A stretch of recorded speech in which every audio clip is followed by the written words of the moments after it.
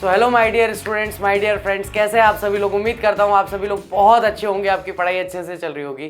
तो guys last lecture में हम लोगों ने देखा कि किस तरीके से एक परिवार अपनी यात्रा को प्रारंभ करता है और यात्रा प्रारंभ करने के बाद में कैसे पहले सुख और शांति से यात्रा कर रहा होता है और बाद में किस तरह की प्राकृतिक आपदाओं को सहता है, उनका सामना करता है और सामना करके उनसे बाहर निकलने का प्रयास कर रहा है। तो गाइज इस तरह की परिस्थिति हमने फर्स्ट पार्ट में देखी है और अभी कुछ समय के लिए, थोड़ी देर के लिए यही परिस्थिति जारी रहेगी। इसी परिस्थिति में आगे वो प्रकृति के विरुद्ध एक संघर्ष करेंगे और किस प्रकार उस संघर्ष से जीतते हैं या हारते हैं उसके बारे में हम आगे डिस्कस करेंगे।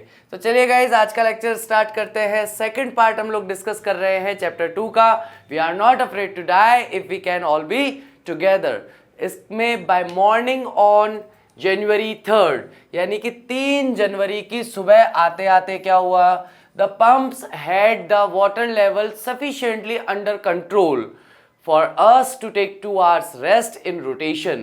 तो जो पंप्स थे, यानी कि जो भी पंप थे जो क्या कर रहे थे, जो कि पानी को बाहर निकाल रहे थे, उन्होंने पानी को इतना बाहर निकाल दिया था कि अब जो जहाज था उसमें इतना ही पानी भरा हुआ था जो अंडर कंट्रोल था, यानी कि उससे जहाज डूबने की संभावना ना के बराबर थी, ताकि हम सभी लोग 2-2 घंटे के लिए रेस्ट ले सके रोटेशन में। रोटेशन का मतलब क्या होता है, 2 घंटे मैंने पंप चला लिया, पानी निकाल लिया, उसके बाद में मैंने जाके रेस्ट कर लिया 2 घंटे, फिर कोई दूसरा आ गया उसने चला लिया, फिर कोई तीसरा आ गया उसने चला लिया। ऐसे 2-2 घंटे के रोटेशन में रेस्ट करते हुए हम लोग पानी निकाल रहे थे। We still had a tremendous leak somewhere below the water line, and on checking I found that nearly all the boat's main rib frames were smashed down to the Nile. In fact अब क्या हुआ, अभी भी हमारे पास we still had a tremendous यानी कि बहुत ही बड़ा, बहुत ही विशाल या बहुत ही खतरनाक एक लीकेज हुआ था। लीक मतलब जहां पर समुद्र का पानी जो है वो धीरे धीरे अंदर उसका रिसाव हो रहा था। समवेयर कहीं पर टूटा हुआ था, below the water line. Water line का मतलब क्या है, जैसे यहां तक पानी है तो इस पानी के नीचे यहां कहीं पर जो है वो टूटा हुआ था जहां से पानी लीक हो रहा था। ऑन चेकिंग और उसकी जांच करने पर पता चला, आई फाउंड मैंने पाया, that nearly all the boats main rib frames, तो जितने भी ये रिब फ्रेम्स है ना मेन वाले, ये सारे के सारे वर स्मैश्ड, ये सारे के सारे टूट गए थे डाउन टू नील। लंबाई में लगी लकड़ियों के फ्रेम के अनुसार ये टूटे हुए थे। इन फैक्ट वास्तविकता में there was nothing holding up a whole section of the starboard hull except a few cupboard partitions. हालांकि जब मैंने वहां जाकर के चेक करा, अंदर जाकर के, तो कोई भी चीज जो है वो होल्डिंग अप यानी कि एक सेक्शन में जुड़ी हुई नहीं थी स्टार बोर्ड के अंदर हल में। उसमें केवल और केवल कबर्ड्स जो थे, कबर्ड पार्टीशंस यानी कि जो हमारी अलमारियां थी, अलमारियों के जो दरवाजे थे, केवल वही साथ में जुड़े हुए थे, बाकी सारी चीजें लकड़ी की टूट फूट गई थी। We had survived for 15 hours since the wave hit. जब से हमें उस वेव ने, जब से उस लहर ने हमें चोट पहुंचाई थी या उस लहर से हम टकराए थे, तब से अब तक हम 15 घंटे सरवाइव कर चुके थे। सरवाइव करने का मतलब होता है स्वयं को जीवित रख चुके थे या इस स्थिति से हम लोग उभरने का प्रयास कर रहे थे। The wave walker wouldn't hold together long enough for us to reach Australia. और अब हम ये समझ गए थे कि वेव वॉकर जो कि हमारी जहाज है वो अब होल्ड अप नहीं कर सकती, होल्ड टुगेदर नहीं रह सकती, मतलब पूरी बनी हुई नहीं रह सकती इतने समय तक कि हम ऑस्ट्रेलिया तक पहुंच सकें। यानी कि ऑस्ट्रेलिया तक तो हम जा ही नहीं सकते थे। हमारी बोट जो है उसकी हालत इतनी खराब थी कि ऑस्ट्रेलिया पहुंचने से पहले हम पानी में डूब जाएंगे। ये बात तो निश्चित थी, ये बात तो तय थी, इसमें कोई डाउट नहीं, इसमें कोई क्वेश्चन नहीं। आई चेक्ड आवर चार्ट्स, मैंने अपने हमारे जो चार्ट थे उन्हें चेक किया, एंड कैलकुलेटेड और गणना की, that there were 2 small islands, कि वहां बिल्कुल 2 छोटे छोटे आइलैंड थे, 2 छोटे छोटे टापू थे। A few hundreds kilometres to the east, कुछ 100 किलोमीटर की दूरी पर ईस्ट दिशा में यानी कि पूर्व दिशा की ओर अगर हम जाते हैं तो वहां हमें 2 छोटे छोटे टापू मिल सकते हैं। वन ऑफ देम, और उन 2 टापुओं में से एक जो था जिसका नाम था आइल एम्स्टरडम। क्या नाम था उसका? आइल एम्स्टरडम नाम का जो टापू था was a French scientific base. वो एक फ्रांसीसी जो वैज्ञानिक लोग जहां पर जांच करते हैं ना कि भाई हमें कोई ऐसी जांच करनी है कि जहां मनुष्य रहते हैं ज्यादा, वहां पर हम वो जांच नहीं कर सकते, तो कोई खाली या सुनसान टापू जो पड़ा होता है वहां जाकर के वो ऐसी जांचें करते हैं। तो इस तरह का साइंटिफिक बेस वहां पर था आइल एम्स्टरडम में। Our only hope was to reach these pinpricks, और हमारी एकमात्र उम्मीद ये थी कि हम ये जो पिन प्रिक्स है, पिन प्रिक्स का मतलब क्या है? इतने बड़े समुद्र में इतना सा टापू, ठीक है। तो ये जो है बिल्कुल सुई के नोक के बराबर जैसा है, जो पूरे मैप पर कितना छोटा दिखाई दे रहा है, बिल्कुल एक डॉट के जैसा, एक सुई की नोक जैसा दिखाई दे रहा है। ऐसी छोटी जगह पर इन द वास्ट ओशन, इतने विशाल समुद्र में। But unless the wind and seas abated so we could hoist sail, लेकिन अगर विंड नहीं चलती है, अगर वहां पर हवा नहीं चलती है, तो हम इस समुद्रों में धीरे हो जाएंगे। और उसके बाद में अगर हम जो हमारी सेल है अगर उसे हॉइस्ट भी करते हैं, यानी कि जो पाल है उसे अभी गिराते हैं, तो भी हमारे चांसेस, हमारे मौके बहुत ही कम हैं कि भाई हम वहां तक पहुंच पाए, ये बात निश्चित थी। The great wave had put our auxiliary engine out of action. उस बड़ी सी वेव ने क्या किया था? वो बड़ी सी लहर जो आई थी ना, बहुत ऊंची आसमान तक धड़ाम करके गिरी थी, इनसे टकराई थी, वो जो वेव थी उसने हमारे छोटा सा सहायक, या फिर जिसको हम बोल देते हैं उप बोलते थे ना, जैसे राष्ट्रपति और उपराष्ट्रपति, तो थोड़ा उसका जो सहायक है, वैसे ही जो मेन इंजन था वो तो खराब हो ही चुका था पहले। उसके बाद में हमारा छोटा या सहायक इंजन जो था उसको भी आउट ऑफ एक्शन का मतलब क्या होता है? वह भी खराब हो गया था, उस लहर ने उसे भी खराब कर दिया था। ऑन जनवरी 4, अब आ गया 4 जनवरी का दिन। After 36 hours of continuous pumping, 36 घंटे से हम लगातार पंपिंग कर रहे थे, यानी कि पानी को जहाज से बाहर निकाल रहे थे, और बाहर निकालते निकालते हमें 36 आवर्स यानी कि 36 घंटे हो गए थे। We reach the last few centimetres of water, और पानी निकालते निकालते निकालते निकालते जहाज में से हमने सारा पानी निकाल दिया था कि बस कुछ सेंटीमीटर ही पानी जहाज में रहा था। Now we had only to keep pace with the water still coming in. अब बस हमें क्या करना था कि हम अपनी गति जो है उसे बनाए रखें, क्योंकि पानी अभी भी अंदर आ रहा था। यानी कि बस अब बिल्कुल इतना सा पानी बचा है, लेकिन पानी लगातार अंदर आ रहा है, तो हमें क्या करना है? पानी के आने की और पानी को पंप करने की गति को बराबर रखना है, कि जितना पानी आता जाए उतना हम निकालते जाएं। तो बस हमें केवल उतना ही काम अब करना था। ऐसा नहीं था कि भाई नीचे से पानी भरा हुआ भी है, पानी आ भी रहा है, तो ऐसी कंडीशन में तो मुसीबत थी, जैसा कि 36 घंटे से हो रहा था इनके साथ। अब क्या है? पानी बचा है इतना सा, लेकिन अभी भी पानी जहाज में आ रहा है। तो ये कह रहे हैं कि हमें बस गति बनाए रखनी है कि जितना पानी आ रहा है उतना पानी हम लोग लगातार बाहर निकालते रहे। We could not set any sail on the main mast. हम जो हमारा मुख्य मस्तूल था, मस्तूल मैंने लास्ट लेक्चर में भी बताया था, सबसे बड़ा खंबा जो लगा हुआ होता है जहाज पे, मेन मस्तूल जो था उस पर हम लोग सेल नहीं कर सकते थे, किसी भी तरह का हम लोग पाल नहीं लगा सकते थे। Pressure on the rigging would simply pull the damage section of the hull apart. क्योंकि जैसे ही क्या होता है, ये बड़ा सा खंबा लगा हुआ है, इस पे आपने चादर लगा दी लंबी सी, ठीक है, ऐसे त्रिकोण शेप में। अब सामने से हवा चली, हवा चलने से उस चादर में हवा भरी, और आपके जहाज को वो हवा क्या कर रही है? आगे लेके जा रही है। अच्छी बात है। तो भैया फिर आप मुझे बताओ, पाल लटका क्यों नहीं रहे हो?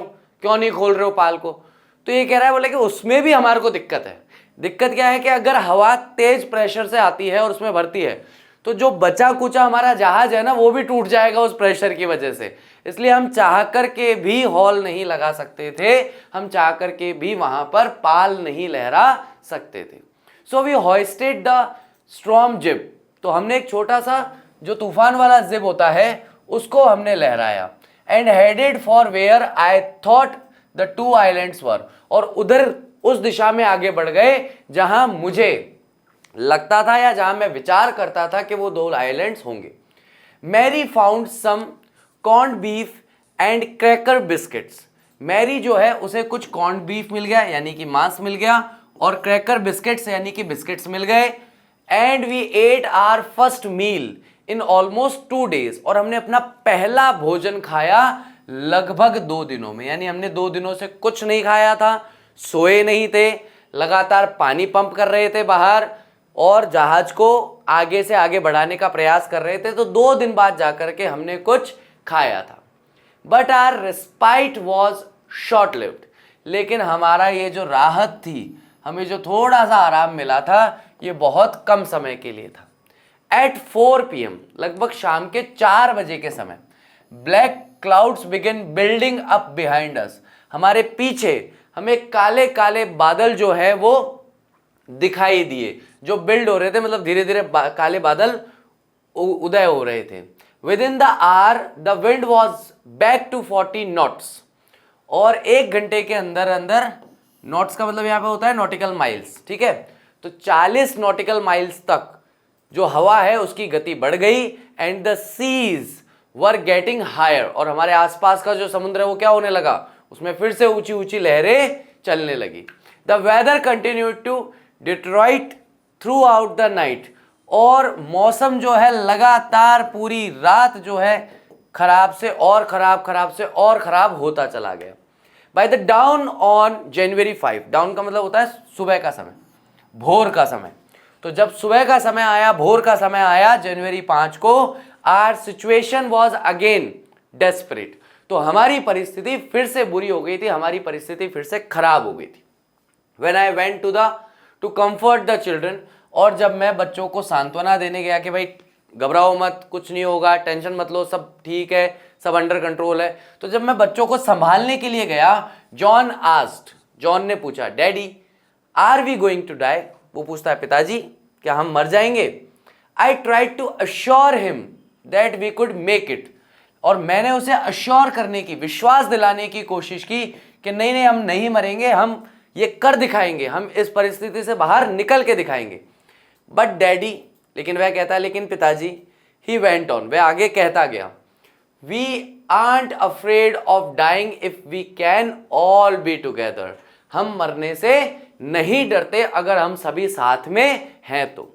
You, mummy, Sue and I, उसमें कौन कौन है, आप, मम्मी, सू और मैं, अगर हम चारों साथ में मर जाएं तो मुझे कोई डर नहीं है, हमें कोई डर नहीं है।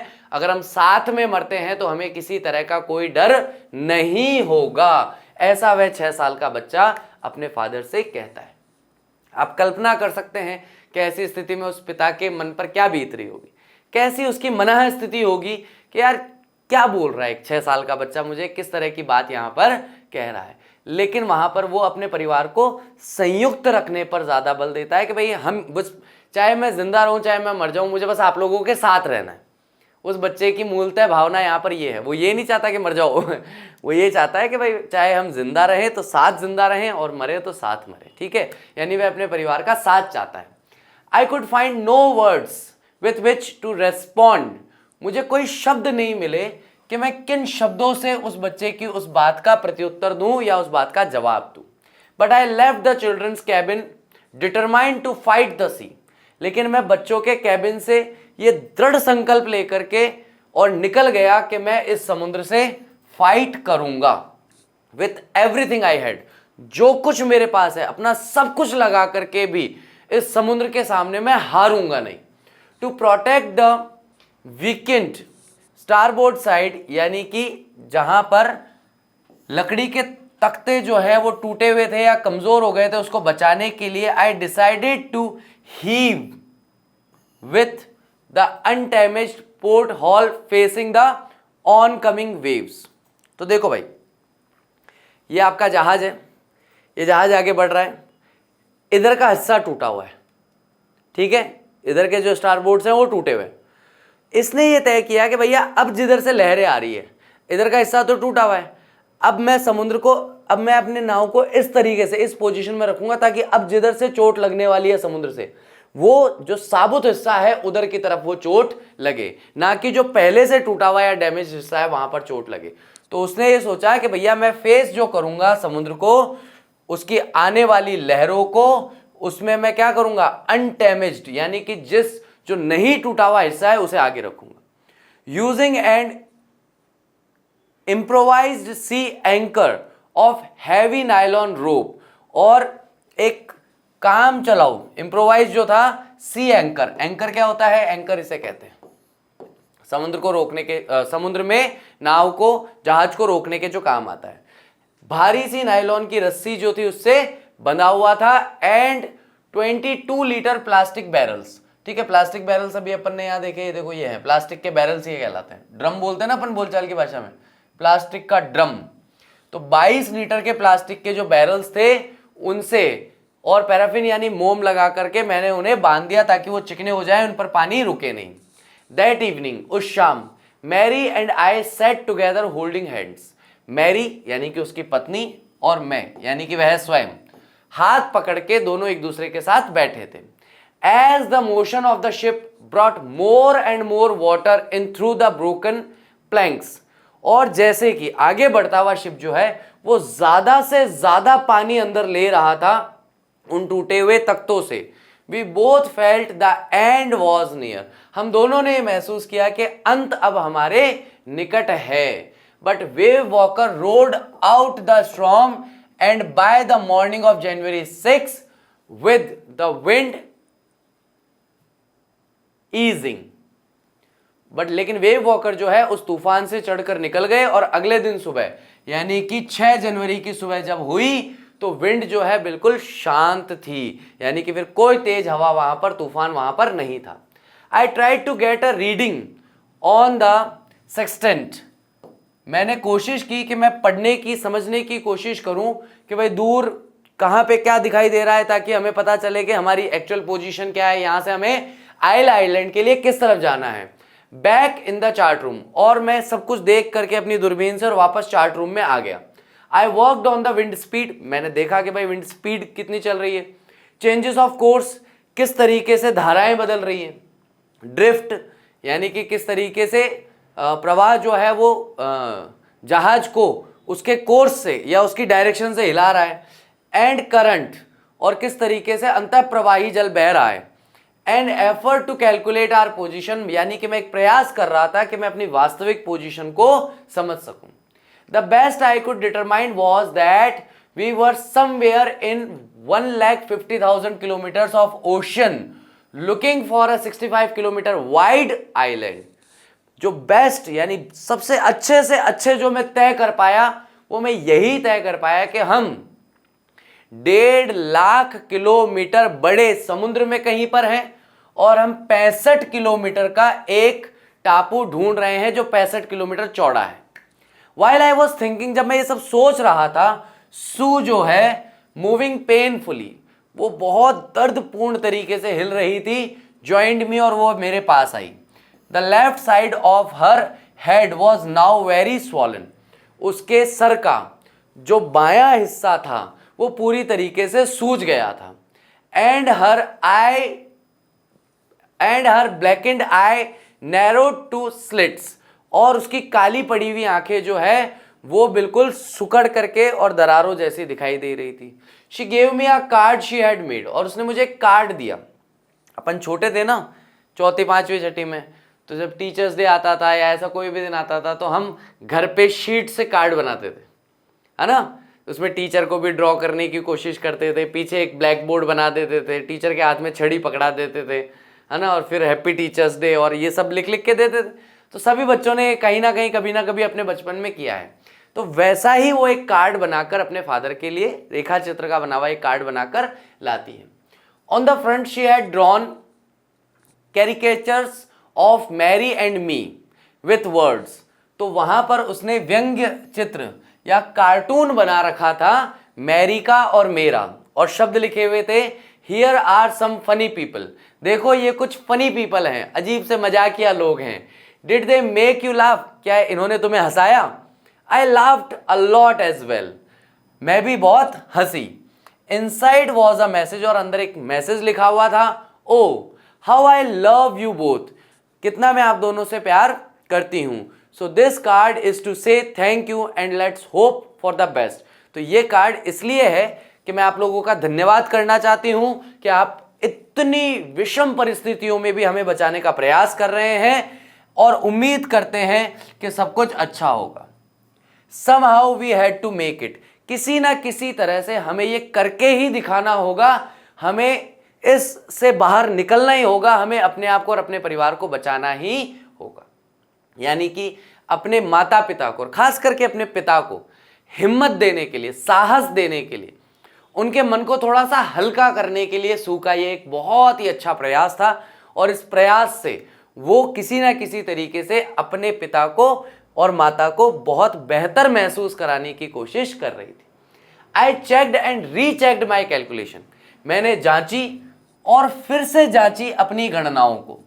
We had lost our main compass, हम अपना जो दिशा सूचक यंत्र था मुख्य वाला वो खो चुके थे। And I was using a spare, और मेरे पास एक और अतिरिक्त पड़ा था, मैं उसका इस्तेमाल कर रहा था।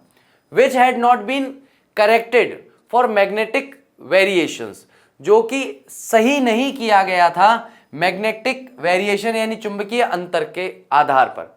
I made an allowance for this and another estimate of the influence of the westerly currents, मैंने अलाउंस करके इसका और एक दूसरा एस्टिमेट निकाला कि हम पर प्रभाव पड़ने वाला है वेस्ट दिशा से आने वाली जो धाराएं हैं, जो करंट है, अंतःप्रवाही जल है, उसका प्रभाव हम पर पड़ने वाला है। विच flow through this part of the Indian ocean, जो इंडियन ओशन के इस हिस्से में बहता है। अबाउट 2 PM, लगभग दोपहर के 2 बजे, I went on deck and ask Larry to steer a course of 185 degree. तो मैं डेक पर गया और मैंने लैरी से कहा कि भाई हमें अपनी दिशा को 185 डिग्री से चेंज करना होगा। इफ वी वर लकी, अगर हम सौभाग्यशाली होते, I told him with a conviction, मैंने उसको दृढ़ निश्चय के साथ कहा, I did not feel he could expect to see the island at about 5 PM। तो मैं ये महसूस नहीं कर पा रहा था, लेकिन फिर भी मैंने उसको ऐसे कहा, मतलब मेरे मन में मेरे को खुद को बहुत ज्यादा विश्वास नहीं था इस बात पे, लेकिन मैंने उसको दृढ़ विश्वास से, दृढ़ निश्चय से कहा कि अगर हम सही जा रहे हैं, अगर मेरा अनुमान सही है, तो हम लोग ये मान सकते हैं शाम के 5 बजे तक हम आइल एम्स्टर्डम नाम के आइलैंड पर पहुंच जाएंगे।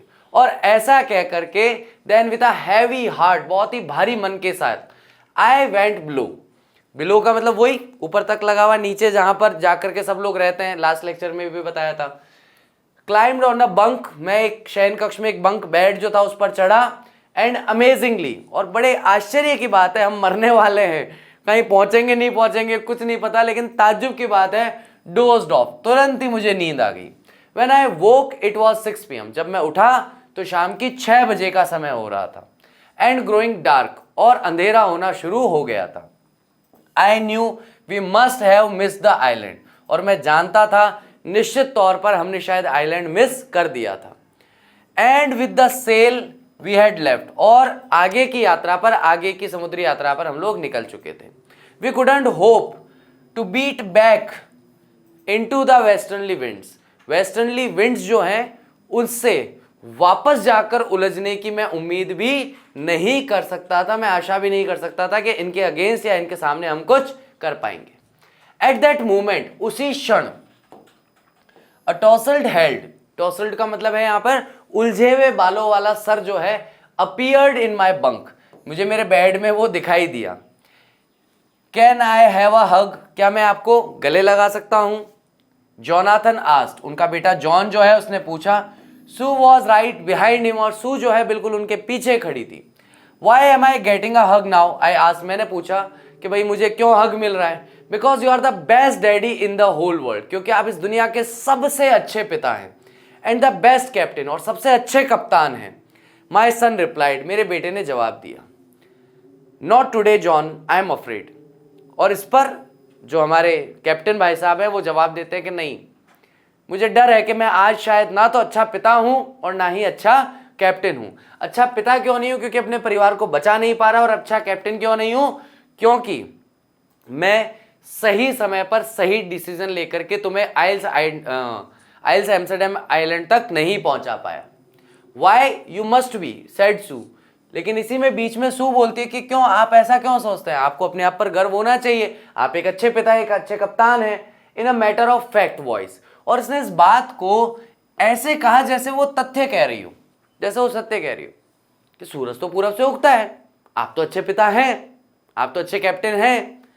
यू फाउंड द आइलैंड, और साथ में ही वो कहती है कि आपने वो आइलैंड खोज लिया। वॉट, आई शाउटेड, क्या, मैं चिल्लाया, चिल्लाया मतलब सरप्राइज होकर के, शॉक से। It's out there in front of us, ये बिल्कुल बाहर हमारे सामने ही है। द कोरस्ड, उन्होंने एक साथ मिलके कहा, a as big as a battleship, और उतना ही बड़ा है जितना बड़ा कोई बैटलशिप होता है, कोई युद्ध यान होता है जिसको युद्ध के लिए ले जाया जाता है। I rushed on deck and gazed, मैं दौड़ते हुए भागते हुए डेक पर गया, यानी कि अपने जहाज के अगले हिस्से में गया, और मैंने वहां जाकर उसे देखना, घूरना, टकटकी लगाकर देखना शुरू कर दिया, विथ रिलीफ, राहत के साथ, at the stark outline of Ile d Amsterdam, यानी कि बाहरी, जैसे ये अगर मेरा आइलैंड है ना, तो ये जो है ये क्या है, बाहरी रेखा है, उसके बाद यहां पर तो पूरा समुद्र है, राइट। तो ये जो रेखा है इसको वह वहां पर जाकर के आउटलाइन को देखता है। It was a bleak piece of volcanic rock, ये एक डरावना सा, अजीब सा, विचित्र सा, एक छोटा सा जमीन का टुकड़ा था जो ज्वालामुखी के पत्थरों से बना हुआ था। विथ लिटिल वेजिटेशन, जिस पर नाक के बराबर या बहुत कम वनस्पति थी। The most beautiful island in the world, दुनिया का सबसे सुंदर आइलैंड यही था। क्यों था उस दिन वो दुनिया का सबसे अच्छा और सबसे सुंदर आइलैंड उन लोगों के लिए? कमेंट करके मुझे बताइएगा कि यहां पर ऐसा क्यों कह रहा है वो, ये बात क्यों कही उसने, the most beautiful island in the world, जबकि वो बता रहा है कि एक छोटा सा है, अरुचिकर है, बिल्कुल गंदा सा, डरावना सा है, लेकिन फिर भी वह कहता है कि दुनिया का सबसे शानदार या दुनिया का सबसे लाजवाब या सुंदर खूबसूरत आइलैंड यही था जो अभी हमारे सामने था। वी एंकर्ड ऑफ शोर, यानी कि हम वहीं पर किनारे पर हमने अपना एंकर डाला, अपने जहाज को रोका, फॉर द नाइट, पूरी रात के लिए, एंड द नेक्स्ट मॉर्निंग, और अगले दिन सुबह 28 इनहेबिटेंट्स, यानी कि वहां के 28 निवासी जो थे उस आइलैंड के, of the island, cheered as they helped us ashore, बहुत ही खुश थे, चीयर कर रहे थे, आपस में खुशियां बांट रहे थे जब उन्होंने हमारी मदद की किनारे पर उतरने में। With land under my feet again, और अब जब वापस धरती या जमीन को मैंने अपने पैरों के नीचे फिर से महसूस किया, my thoughts were full of Larry and Herbie, मेरे विचार पूरी तरह से भरे हुए थे। सबसे पहले लैरी और हर्बी के बारे में मेरे दिमाग में विचार आया कि कितने खुश मिजाज और कितने आशावादी लोग थे, यानी कि हमेशा निकाल रहे हैं, पंप कर रहे हैं, 24 घंटे 48 घंटे हो गए पानी निकालते हो, लेकिन खुश हैं, मस्त है। अरे सर आप टेंशन मत लो, बच जाएंगे अपन, कुछ नहीं होगा, देखो अभी हम अभी निकाल देंगे पानी सारा। यानी कि हमेशा आशावादी रहना और हमेशा खुश रहना। अंदर था डायरेस्ट स्ट्रेस, भयानक मानसिक तनाव के बीच में। एंड ऑफ मैरी, और फिर मुझे विचार आया मैरी का, who stayed at the wheel for all those crucial hours, सारे के सारे महत्वपूर्ण खतरनाक समय में कैसे वो व्हील को पकड़ के वहां पर खड़ी रही, कैसे उसने व्हील से बिल्कुल स्थिर एक जगह रखने का पूरा प्रयास किया उस जहाज को उन भयानक लहरों के सामने। Most of all I thought of 7-year-old girl, सबसे ज्यादा मैंने 7 साल की उस लड़की के बारे में सोचा। Who did not want us to worry about a head injury, जिसने, जो चाहती नहीं थी कि हम लोग किसी भी तरीके से उसके सर पर जो चोट लग गई है उसकी चिंता करें। विच सब्सिक्वेंटली, बाद में परिणाम स्वरूप इसका क्या बाद में परिणाम निकला, 6 माइनर ऑपरेशंस, 6 उसके छोटे छोटे ऑपरेशन किए गए, to remove a recurring blood clot, क्योंकि जो चोट लगी थी उसकी वजह से उसके खून के थक्के जम गए थे, और खून के थक्कों को, उन ब्लड क्लॉट्स को निकालने के लिए 6 छोटे छोटे ऑपरेशन किए गए थे। जो थक्के उसकी स्कल यानी खोपड़ी और चमड़ी के बीच में, स्किन के बीच में जम गए थे। End of a 6-year-old boy, और मैंने विचार किया एक 6 साल के लड़के का, who was not afraid to die, जिसे मृत्यु से कोई डर भय नहीं था, उसे किसी तरह का कोई डर मौत से नहीं लगता था। तो गाइज ये हमारा लेक्चर था, ये हमारा चैप्टर था। उम्मीद करता हूँ चैप्टर आप लोगों को बहुत अच्छी तरीके से समझ में आया होगा। और इसमें एक छोटा सा होमवर्क आपको करना है, right a story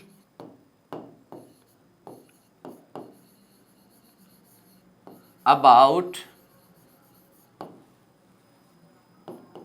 human versus nature.